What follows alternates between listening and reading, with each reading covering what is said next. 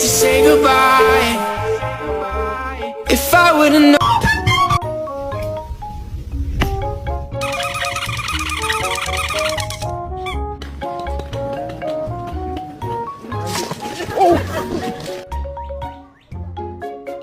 Reggie, don't eat him.